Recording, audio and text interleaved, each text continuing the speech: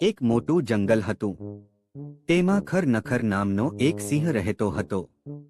એક દિવસ સિંહ ખૂબ ભૂખ્યો થયો. તેણે આખા જંગલમાં શિકાર શોધ્યો, પણ તેને ક્યાંય કશું ખાવા મળ્યું નહીં. ફરતા ફરતા સાંજ પડી ગઈ. સાંજના સમયે સિંહની નજર એક મોટી ગુફા પર પડી. સિંહે વિચાર્યું, ચોક્કસ આ ગુફામાં કોઈ પ્રાણી રહેતું હશે.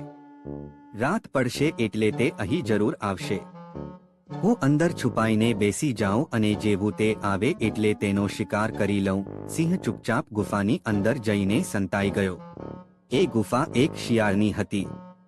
થોડી વાર પછી શિયાળ ત્યાં આવ્યું. શિયાળ ખૂબ જ ચતુર હતું.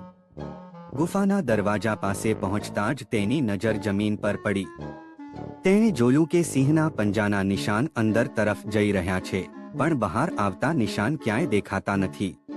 શિયાળ સમજી ગયું કે નક્કી અંદર સિંહ છુપાયેલો છે, પણ તેને ખાતરી કરવી હતી.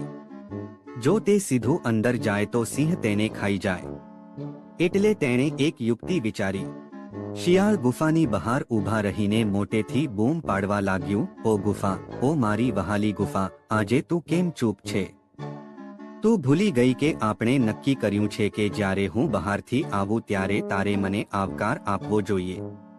જો તું મને નહીં બોલાવે તો હું બીજી ગુફામાં જતો રહીશ. ગુફાની અંદર બેઠેલા સિંહે વિચાર્યું, લાગે છે કે આ ગુફા રોજ શિયાળ સાથે વાત કરતી હશે, પણ આજે મારા ડરથી તે બોલતી નથી.